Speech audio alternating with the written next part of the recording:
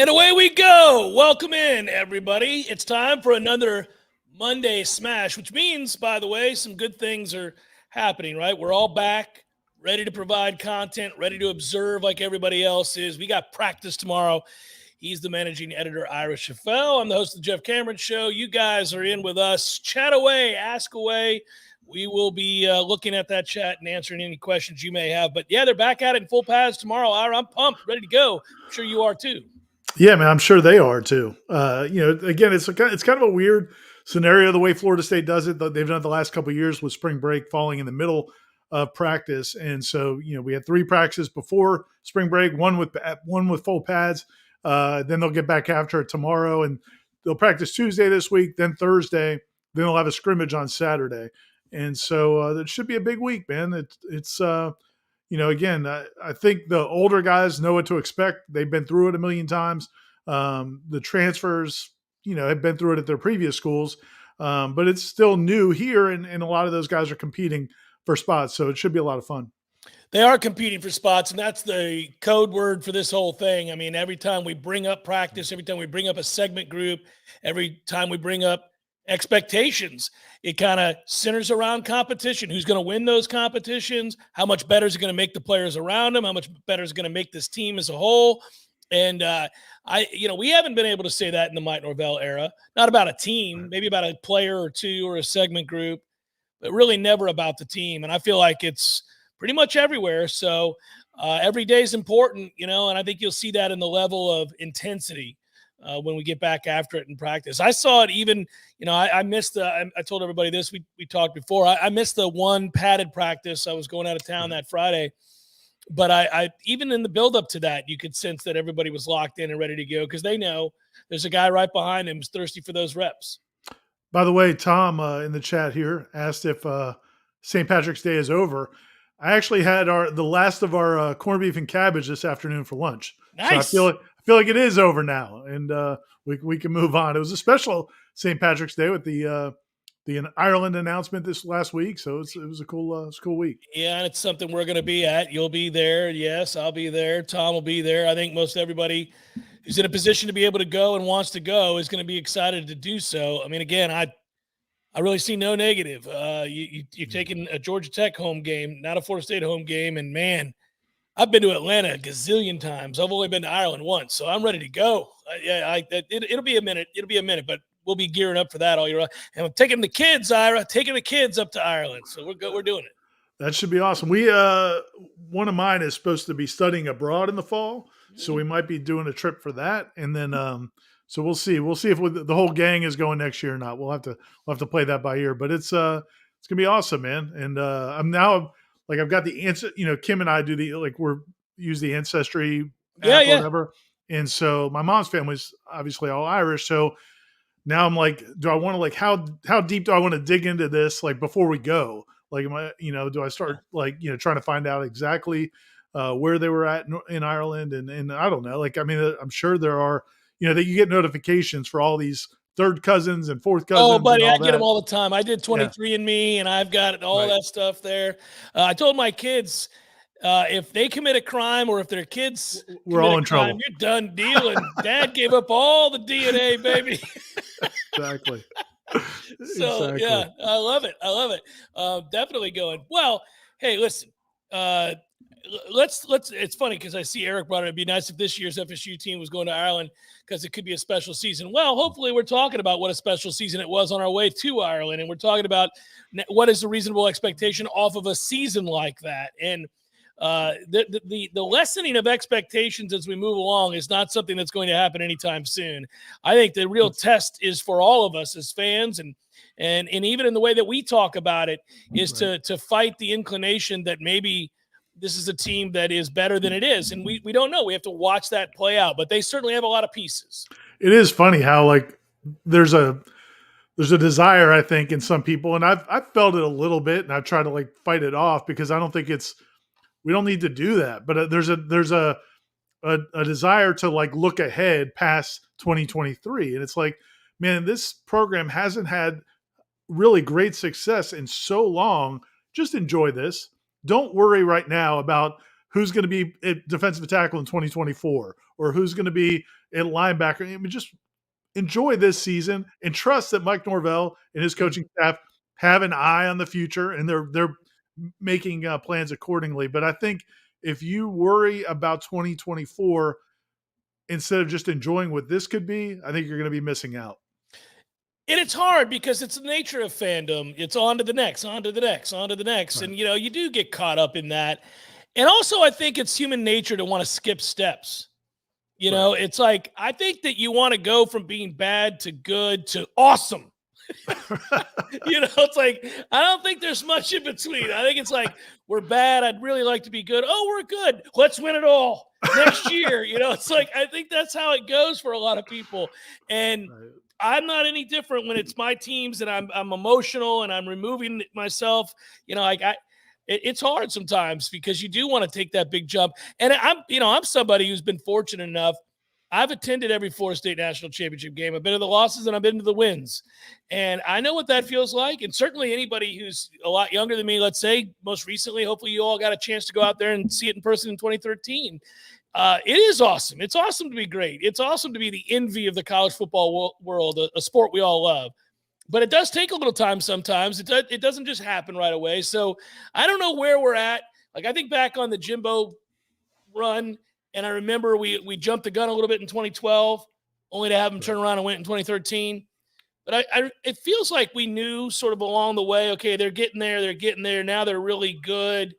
Here's the expectation. Well, but it was weird though, because it was almost like everything we expected was not exactly the way we expected. Right. I think in 2010, I mean, right off the bat, Jimbo's talking big. He's excited. He thinks they're going to go out to Oklahoma and win. That doesn't happen. Oh, they got blown out. Oh, yeah. So 2011, you get, EJ gets hurt. You lose 3 straight games. That was nothing what anybody expected. 2012, like you said, you're thinking, okay, this is the year. Then the second half NC State happens. You also lose the Florida game. So it's at that point, and then you lose, now you're going to be breaking a new starting quarterback. And we heard great things about Jameis, but we didn't know for sure. How is he going to, when the lights come on, is he really going to handle it? First game on the road at Pitt. And so that year we kind of had like slightly less expectations because we just didn't know what quarterback would be. And man, they win it all and one of the best teams of all time. So it was weird. And then 2014 just felt like, oh man, this team's just going to roll it out there and they're going to beat everybody because they had so many guys back. And that was kind of a roller coaster and it didn't end the way it wanted. So this is going to be interesting to see if like it really, the payoff really comes when we expect it, because it really never did under Jimbo. It was always kind of like 1 year off. Yeah, the 2014 season was so infuriating, and yet we forget they went undefeated. I mean, obviously they lose in the playoff, but they went undefeated, and they pissed off the rest of the nation. That was the only good thing you could say about 2014, because they kept finding ways to win because they were better than everybody. They waited till about 2.5 quarters into the game to start trying to show that. And then invariably the quarterback or whomever was able to make the plays. It's interesting. Hey, so I saw somebody bring this up just now, and I brought it up today. Tom and I talked about this before, and from the second I saw him, I was impressed. You and I were talking a little today too, Ira, about the running back room, and Johnny's asking, are we sleeping on Keziah Holmes? Maybe, man, maybe, because he looks like a dude to me. He's big, talented. I mean, obviously, this is Benson's team at that position, and especially if he's going to hit it hard from day one. Which, I think last year probably taught him that he could. Certainly we saw what he was in the second half of the season. So I see no reason for him to be hesitant. But I love the entirety of that backfield. But Keziah Holmes is a threat to get a lot of carries, I think, this year if he's going to play to his size.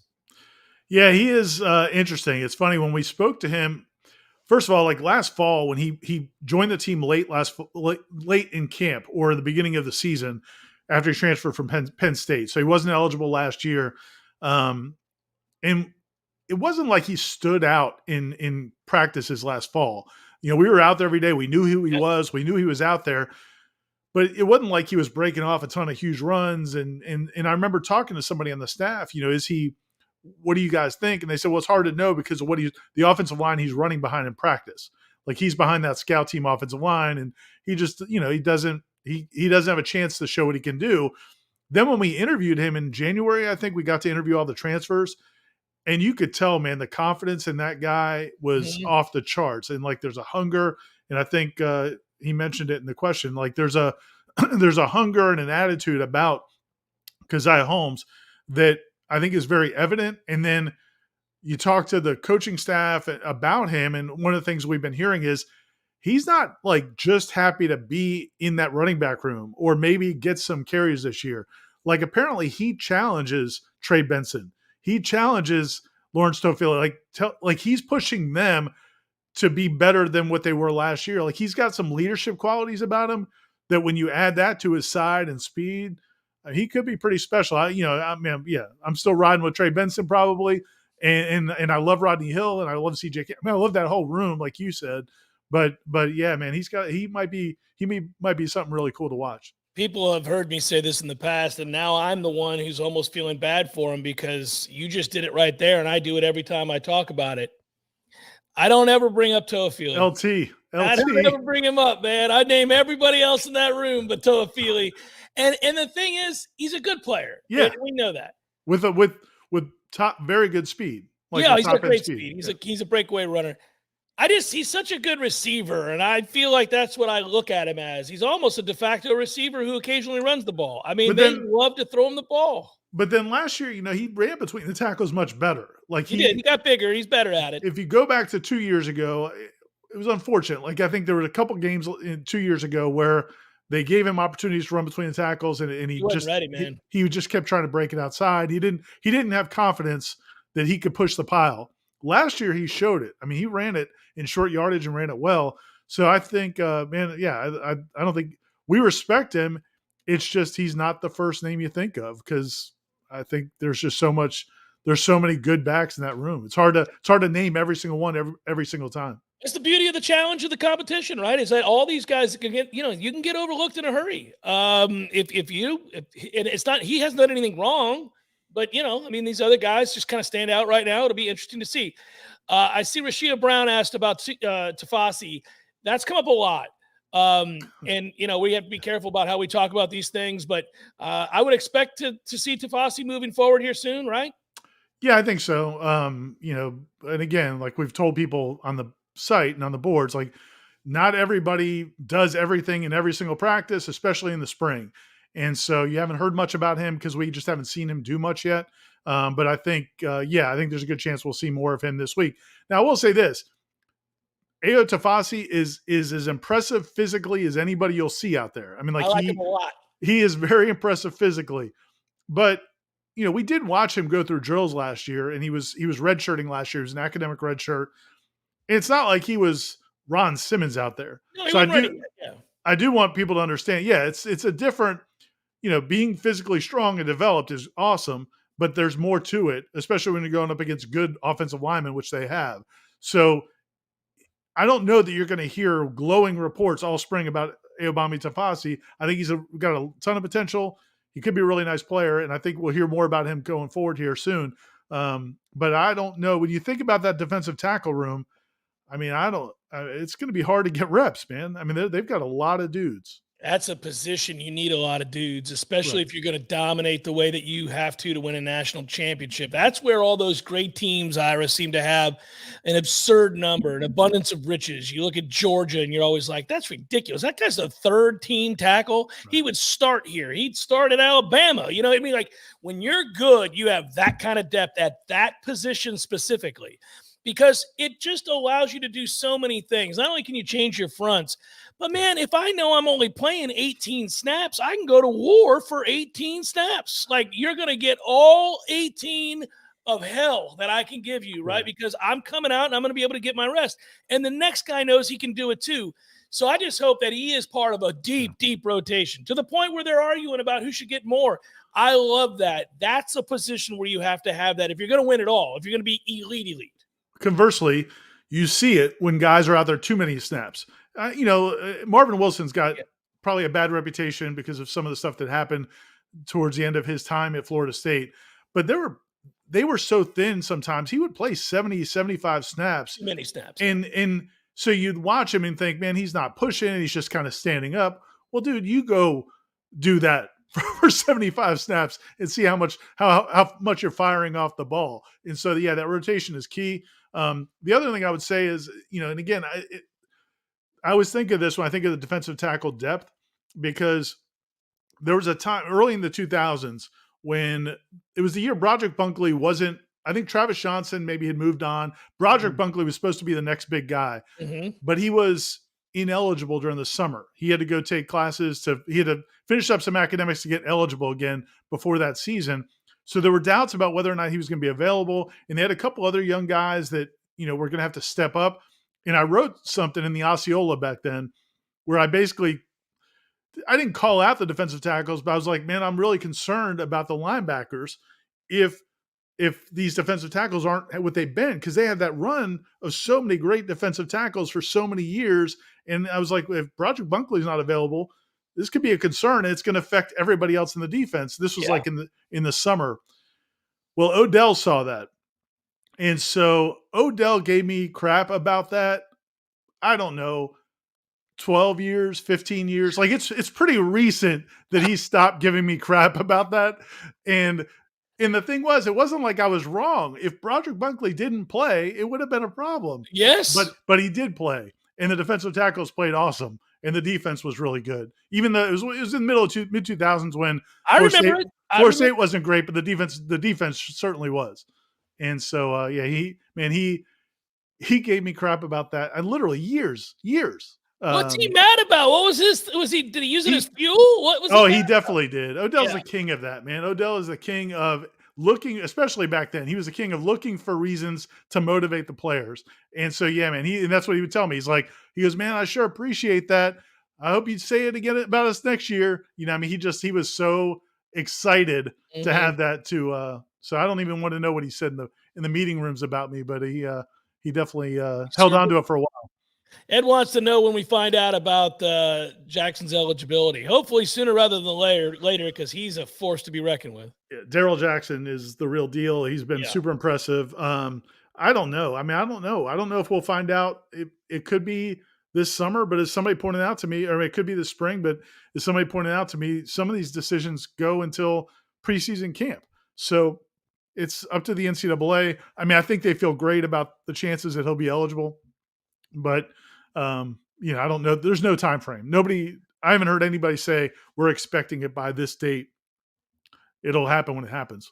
I think that it's a great indicator that they have him out there in full pads practicing and going after it. That they think he's going to be eligible. I don't think you would do it otherwise. Evan writes, can we talk about the linebacker room? It's my major concern, mostly depth going into the season. Well, Evan, you're echoing a sentiment that I've had for some time.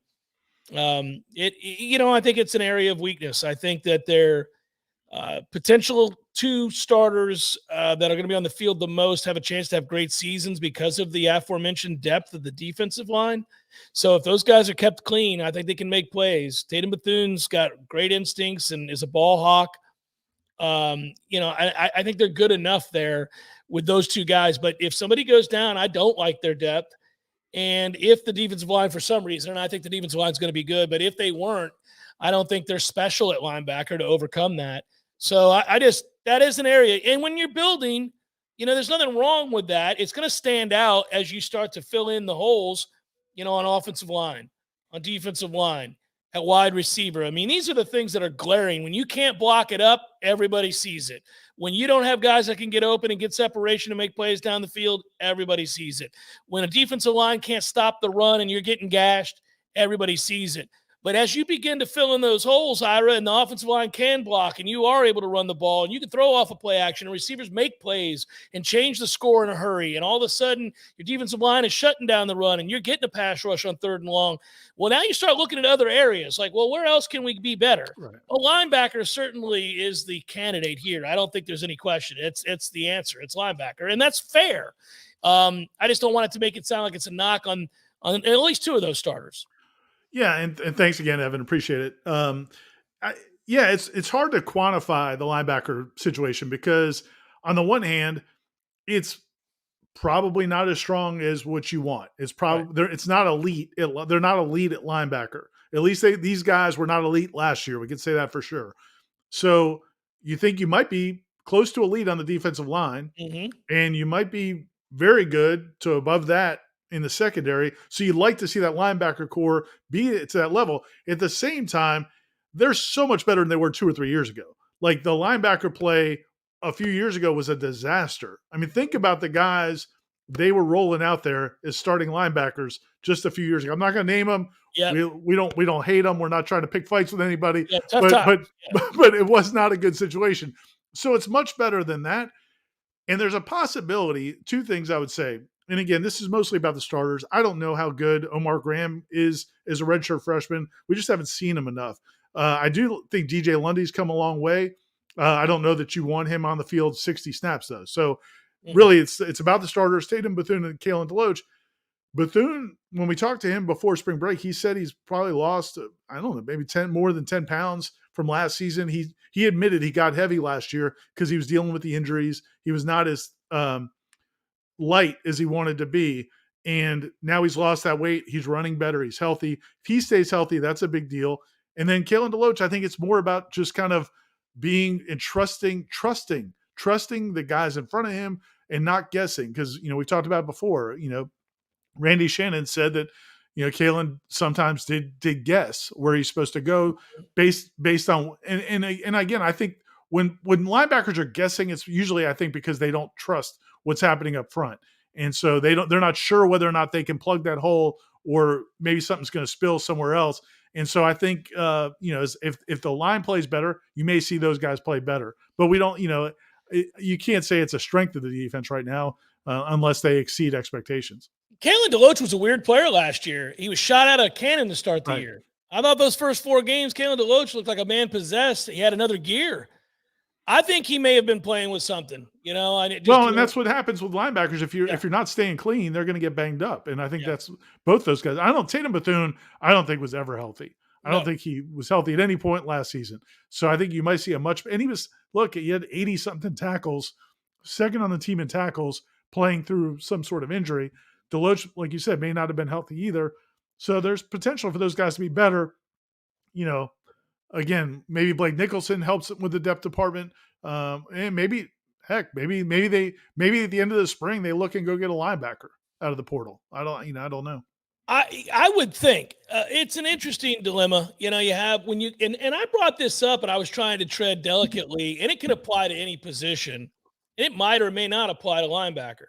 But I think when you've got veteran players that played through some things and worked their ass off for you and were productive, and you think that you've got some help around them now to make them even better, and they come back and they choose to come back and they could have moved on and you asked them to come back, you want them to come back, you got to be kind of careful how you handle that situation if you go out and get a guy to replace him. Like, how good a guy are you going out and getting?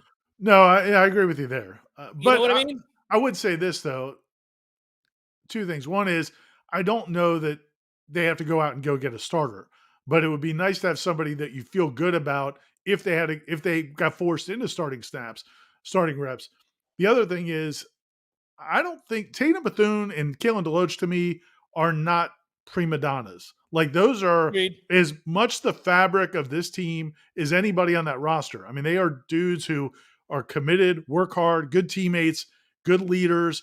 If they brought somebody in here who made the team better, that maybe now reduce some of their snaps here or there, I don't know that they would be too upset about it. Those guys are solid dudes, I think.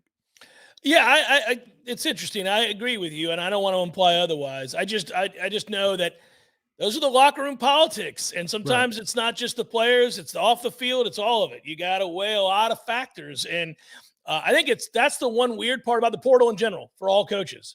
It's like some guys you'd look at and go, you're not good enough for me to worry about your feelings. I'm going to go get somebody else tomorrow if I can, because you're killing us. Other guys, you're like, God, he's a good player. I've asked him to do a million things, including come back, and now I got this opportunity, but, man, it will seriously cut into his opportunities. It's like, what does that tell the rest of my locker room? It's interesting. It's not always so cut and dry. When it comes to the portal, which I think is a fascinating thing. We get more questions about the kickers. I saw that earlier. Mike, we can't answer that question about the kickers. We've only been to 3 practices, and they've kind of Yeah. split the reps and they've all looked decent enough. I don't, we'll see. Yeah, I think that competition is going to keep going. Ryan Fitzgerald's look good. I mean, that's the good news.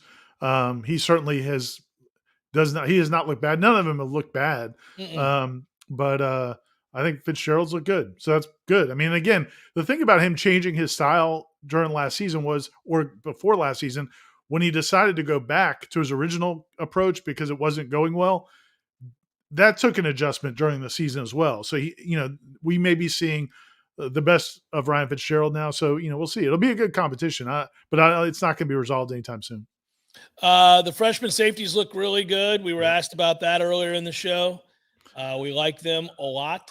Yeah, they're. I mean, and it's funny. Like, yeah, exactly.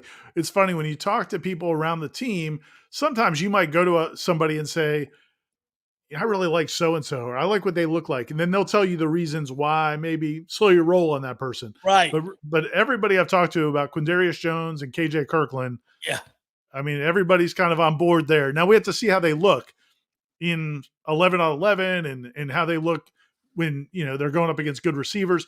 Most of what we've seen so far has been one-on-ones, maybe some 7-on-7, and not a lot in pads. So that'll be, can they come up and run support? I mean, KJ Kirkland's not a big, strong dude yet. He's going to get bigger. He's got the body type to get a lot bigger, doesn't he? He definitely does. I think they're going to struggle to keep him at safety. He's possible. I think he's a linebacker to be down the line. He's got a great body. They both have great frames. Yeah, you're right. Most kids come in, you're like, it's a couple years away, or I don't know, he's about as big as he's going to get. Not those two. You're like, ooh. Yeah. That could be very interesting to see what they want to do, and it's exciting to me to watch that. I will say this: when we were talking about some of the Graham is the interesting player when you were talking about linebacker, because who was it? One of the coaches made mention that they were excited about him this year, and I thought that was an interesting thing to say. Several. Norvell has several times. Yeah, and I think other guys have too.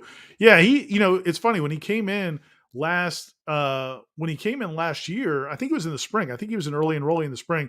Whenever it was he came in, they were really impressed with him then. And there were people talking about he was better. What you were hearing around the program last year was he's better than what they expected. Like they thought he was a nice player. He's better than what they expected. So you started to wonder, okay, does that mean he's going to get on the field much this year? But he didn't get a ton of opportunities. You had Lundy getting a lot of snaps. Brendan Gant made the move to linebacker and played better than a lot better than people thought he would. Yeah. Yeah. So they didn't need to burn Omar Graham's red shirt, but all through this time he's been here, they've talked him up as a guy that's going to be really good. And he's a guy in high school. I remember when Dominic Robinson broke down those recruiting videos with us, he said he loved his film from high school because he just was one of those guys that always made plays. Like he's always around the ball, always, intercepting passes, deflecting passes, knocking the ball loose from ball carriers, just a playmaker's ability. And I remember asking him, is that fluky or how much and D-Rob felt like it? No, it's some guys have timing. Some guys have the timing to when to go strip the ball. They know, like they just have some innate abilities there. And he thought he has it. So yeah, I mean, he might be. That's a great example of somebody we need to be watching. Like we know the starters are. We know who the best player. We know the guys who played last year. We probably don't need to focus that much on them as these practices go on. We really need to look at some of those guys like Omar Graham to see if they're ready to contribute. Well, I was going to get to this. Obviously, that's unbelievable, Z-Chan. Very, very kind of you. I will personally take that, Ira. I've already put my deposit down, so I'll go ahead and take that to replenish. Z-Chan writes, here's a deposit for one of the Warchant staff for Ireland, the start of our national championship defense. Thanks, Zach, man. Hopefully Z-Chan's going to make it out there, man. That's I don't know. I don't think they fly direct from Thomasville to Ireland. He may have to he's got the money. Just like us, he's going to have to probably drive to another city. But thanks, man. Appreciate it. Yeah. Thank you very much, buddy. We appreciate it, and look forward to seeing you again here real soon. Yeah. In fact, maybe come into the spring game itself, and we'll be hanging out doing the pregame show and all that. And of course, the Jeff Cameron Show golf tournament will be going on. Jeff Cameron Show Warchant Invitational, if we will, however we want to tab it, taking place on the Friday before. And I'm looking forward to that as well, and helping out the fine folks at the Second Harvest. So I hope to see Z-Chan and everybody else out there. That'll be good times. That spring game is going to be so much fun. People are so pumped. I don't know about you, Ira, but most of my friends are Florida State graduates or buddies, and they're all like, my email is full. Like, who's staying at the house? Mr. Cameron coming into town? Because everybody wants to come see this team with the expectations being what they are. Yeah, and I think, I don't know, do we need to have a talk with Norvell and maybe suggest not starting off with the 2-point plays? Is that just left unsaid? Do we need to? Insidious. It was I was like, what are you doing? You make so many good decisions, sir. But how is this the decision we've made out here today? Did you know we were coming? Yeah. Did you know they opened the gates? People are here? It was nuts. Yeah. Yeah, the interception to start the spring game, and by the way, 2-point plays, you only got like 4 of them, and everybody knows what they are. And then Micah Pittman got hurt trying to run somebody over. He had to come back later. I mean, it was just a complete disaster. I'll tell you what, man, like Florida State fans, they've been rewarded because obviously what happened last season, Norvell did what they did.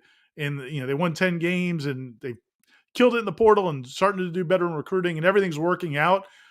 But, that was one of a couple of things that he did where like, you could see the fans being like, what are we doing here?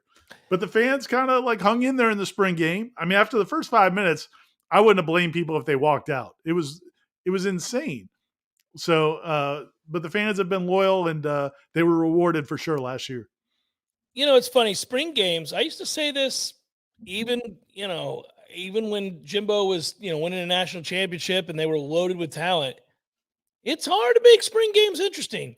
Especially nowadays. I go back a long time. I was there when Dan Kendra got hurt and changed spring game etiquette forever. Right.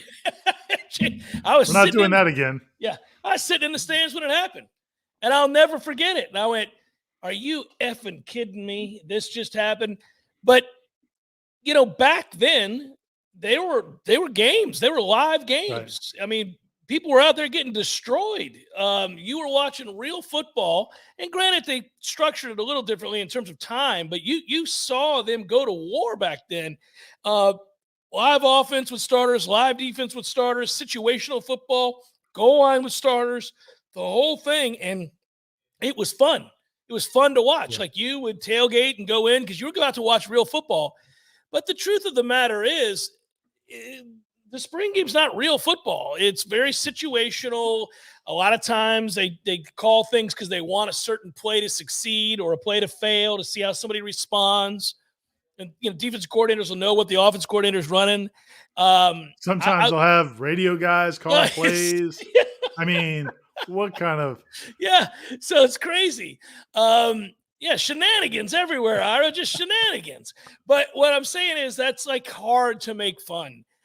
So I really don't, even when they bring back, like sometimes they're like, oh, we're going to bring back the old players. No, that's not fun either. I got nothing but love for those guys. They get their old ass out there running around playing flag football. It's embarrassing. Don't do it. I think the good thing is, man, there's enough young guys now that maybe let those guys play. I mean, yeah, you don't need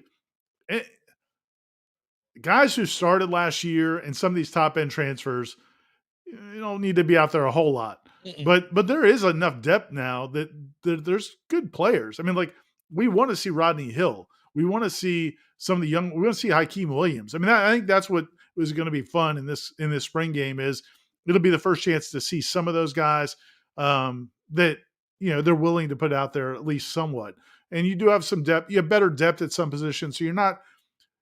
Somebody in the last question about the spring game was like, expect everybody to be in bubble wrap. I mean, obviously the top line guys they're not going to be hitting Trey Benson or Jordan Travis or anybody like that, or Johnny Wilson, but there's other players on this team that can do some things. And so from that standpoint, it can still be somewhat entertaining. Yeah. What'll be entertaining? I see Eric's comment about Hakeem Williams. I don't know what to expect the rest of the spring from that kid. I don't know. The one thing I always know is that you kind of don't know what you're going to get with freshmen, even if they're talented. Sometimes they come in and they're a little overwhelmed. They're dealing with a lot of stuff. And you can see like little glimpses here and there, and you go, okay, I can see it, the body type or whatever, the top end speed, or make a great catch. Sometimes there's a physicality to him. Other times you're like, oh man, it's going to be a minute. He is not in shape. He's not ready to go. He's looks a little overwhelmed right now. And sometimes it's in between. But I don't know what to expect for him this spring. I think he's got a lot of learning to do. I think his body type's incredible. You can Right. see like potentially he's a monster. I mean, I almost feel like he's going to be a tight end. He's so big. But I also feel like his head was swimming early on last week. Well, you also think about, like, you talk about body types, right? Mhm. So he comes in, and man, he's always been an imposing physical A man specimen child. his Yeah. whole life. Since he's been playing football, he's always probably been the big strong kid that you just throw the ball up to. And then you think about guys like Kenny Shaw. And Kenny Shaw, when he came in, man, Kenny Shaw is slight, so he's probably always had to run really good routes, be smart, use his speed. And I think the Vandrevius Jacobs, the freshman that came in with Hakeem Williams this spring, is more like that, where he's probably never been the biggest, strongest guy. So he's had to be really good at running routes and using his speed and quickness. And so right now, you'd say he's ahead. He's probably more willing, more capable of contributing because he's had to be that guy to make it to this level. Whereas Akeem's probably going to take a little bit more time to refine those things, but he also still has that raw physical talent. So I don't know that you're going to say, we're going to take it slow with him, because if you can get a lot out of him, and then he's got much higher ceiling, you would assume, with that body, that maybe you really need to push it, and the growing pains may be tough, but the reward might be great. Yeah, it's interesting to watch kids that have always been the best player on the field have to make the adjustments, like you said. Yeah. And when you come walking in and you've just manhandled people, it can be a huge adjustment when you get to this level. Because again, everybody here was the best player on their team, just about. And not only the best player. If you get to a level like elite level Florida State, those guys were all not just the best player on their team; they were the best player in their district. They were that kind of, they dominated everybody they played. So you never really know. So we'll see. It's going to be a minute with him. I just thought that of all the young guys that we've talked up, we haven't talked much about Akeem, and I don't want people to get the idea that we don't think he can play. I just think he's one of those guys that it's going to be a little bit longer of an adjustment. Yeah, and again, like, I remember talking to Kes McCorvey, just talking about big receivers, and how, and we used to, through the years, when they've brought in some big receivers, Johnny Wilson was a guy when they brought him in, but just through the years, and he would talk about, those bigger guys, sometimes it's a little bit more difficult them to run some of the routes. And he's always said, like, unless you're Randy Moss, Yeah. like, Tamori Terry tried to be Florida State's version of Randy Moss, just run nines all day.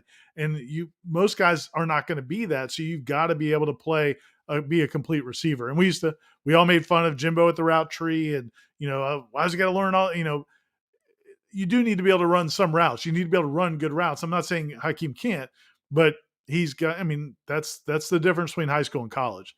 There's more to it at college. Few folks have asked who's going to be the punt returner to start the year. I don't think we know. I mean, that is one thing that the Micah Pittman injury and surgery kind of does, lend itself to asking that question. We don't know. There are plenty of candidates. Let's see if Winston Wright can do it. He returned kicks when he was at West Virginia. It's a different skill set, but it's still obviously catching the football, and he's got the shiftiness. And if he's confident, I don't know, that could be something that they use. I don't know. Everybody's going to ask about a certain player that we've deemed a unicorn as well at wide receiver, and whether or not he will join the lot, Destin Hill, and get an opportunity. I don't know. We were asked about that earlier. Your thoughts on that? I mean, I have to ask. Tori. Yeah, I mean, I think we're going to see what they've got in mind this week. A lot of the guys that took a lot of the reps at punt returns last year moved on. So, Micah was the guy, but Pokey Wilson was one of the top backups. I think Keyshawn Helton returned punts, not in games, but in practice. I think a couple of the other guys that might have been older guys as well. So I think it's going to be wide open. And I mean, just from a ability standpoint, and I mean, I could see Rodney Hill. I mean, I could see some of the young DBs.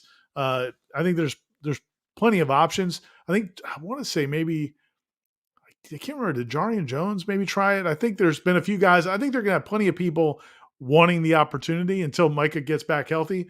But I think it's. I mean, there's not like any front runner. I mean, I think there's going to be a wide variety of a cast of characters going out for that. The question of Micah Pittman, by the way, that made me laugh, Briley. That would be great. Yeah, that would be He really, said, really, yeah. Travis J takes 2 punts to the house in the midst of a redemption story for the ages. Yeah, that would be. Travis has returned kicks. I can't remember if he's returned punts or not. He might have. He was part of the large contingent that when they got the opportunity to return kicks looked terrible. Yes, he did. I mean, that was a steady theme. It was just the strangest damn thing. Thank you, Eric. Appreciate you very much. Monday Smash, go Noles. Appreciate your contribution. Thanks, Eric. Yeah, it was a strange deal for as much as you would hear Mike yelling, go, go, go, go, like wanting them to hit it. They just never went, man. It was tough. You were always kind of watching that, rolling your eyes. It was strange. Remember when, and I'm not killing the guy, but Sam McCall was like, I mean, it's just like Malik McLean, I think. Half stepping and just. They would all just come out like they're going. And I remember asking Papuchis at one point, I was like, you do want them to run full speed, right? Like that's not something you're teaching, right? And he's like, no, in general, we do want them to run full speed out of the end zone. It was the damnedest thing. I don't know what was going on there. That is so funny. Jeremy, thank you so much. Had a good week, even though the FSU baseball team didn't. Appreciate you, Jeremy. Thanks, Jeremy. I'll tell you something.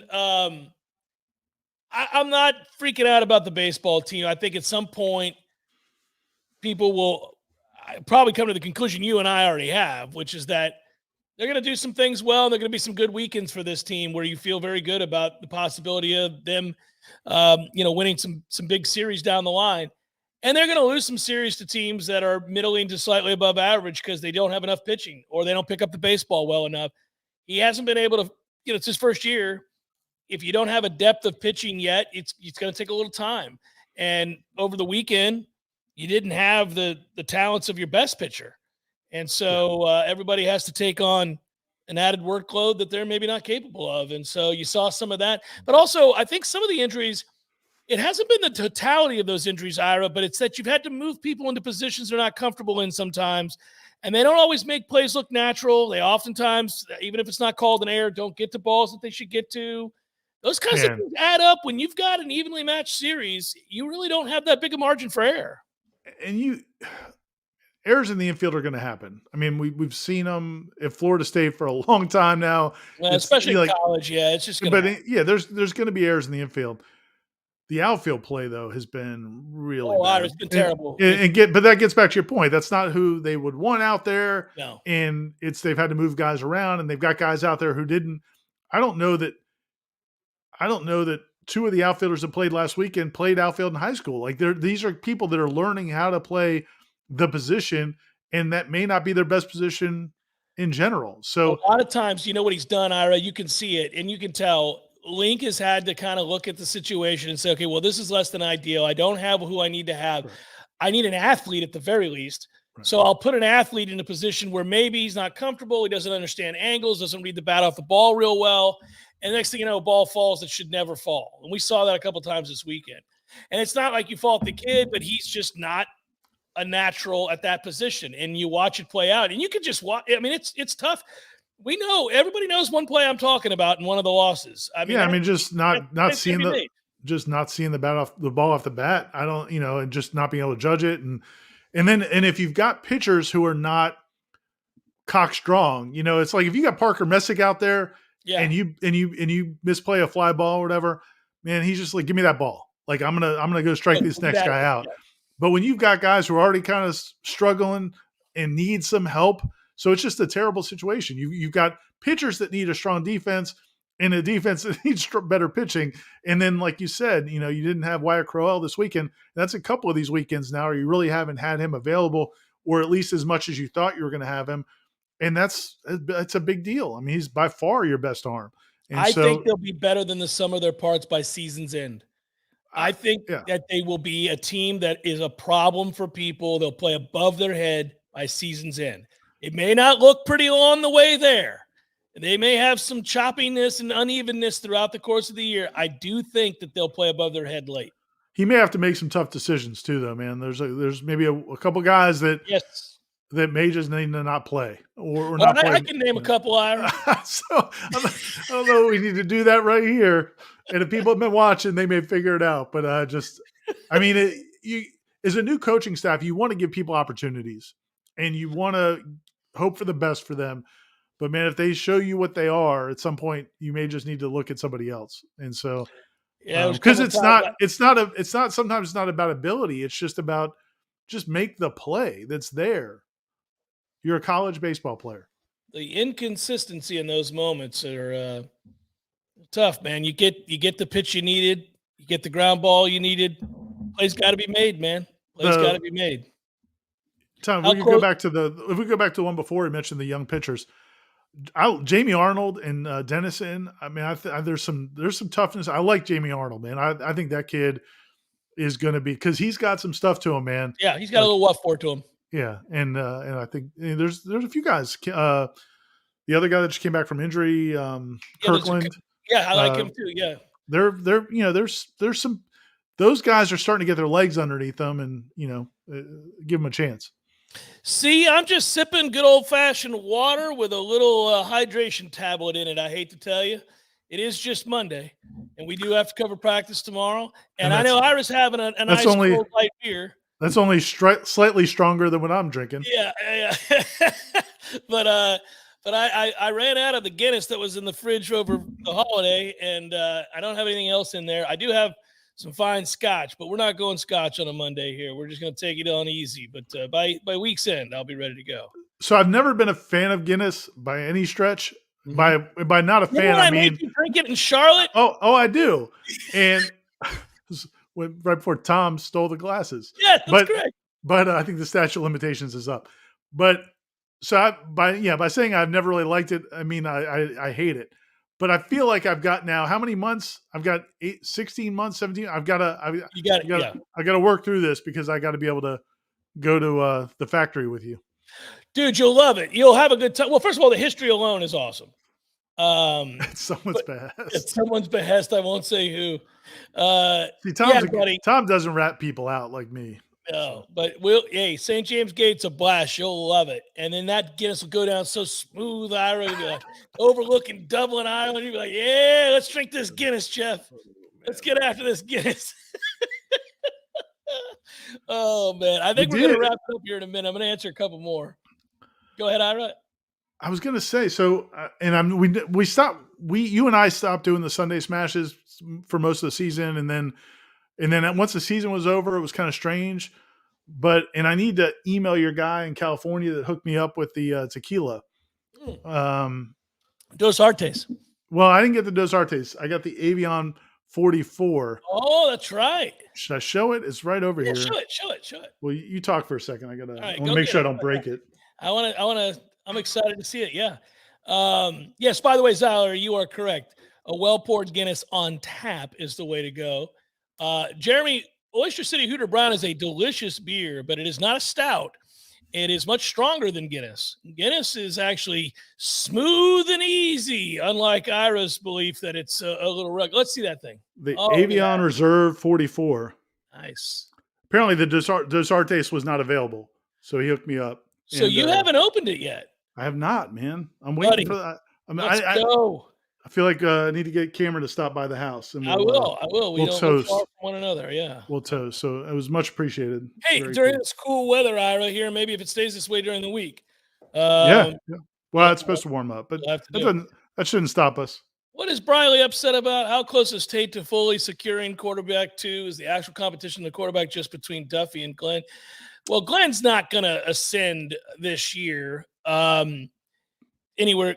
I think it is between Duffy and Tate. And I would think that Tate still should the leader be able to ward him off, right? Yeah. I mean, I haven't seen anything that makes Duffy looks better, which we expected. Yeah, he looks improved. We knew he would look better, and he has looked better, and he's got a ton of ability. But I mean, I think Tate looks very good. I mean, Tate, from what we've seen so far, if Tate were to have to go out there and play, you'd feel really good about it. He looks better. He looks better than any backup here since Jacob Coker. Since that race back in 2013 or so. So I think you're not I don't think you're struggling to figure out who's going to be the backup. If AJ pushes, that's great. But and I like Brock Glenn a lot. He's impressive, but I don't think he's anywhere close to No, being in the true freshman. I've only been Yeah. here for a few weeks. No, that's tough. Carol, we bring up Travis J a lot. I'll answer it. You've been a loyalist for a long time, and it was great to meet you over in Orlando. Listen, the coaches talk about him. He's an elite athlete. He's got a new position coach. Patrick Surtain may find something in him and unlock it to where he could be in the rotation and make some That would plays. be cool. It would be really cool. I do think that's a distinct possibility, Ira. I do. I think he could play some meaningful reps and make some plays for them. I mean, he's got crazy length and athleticism. So if he finds it and they can find a place for him, I know they want to get something out of him. Yeah, and I think I really hadn't thought that much about the coaching change part of it. I mean, I just thought of the fact that he's back out there and he's older and he's settled full time at safety. Those are all positive things. But man, sometimes just a different position coach can unlock something with somebody.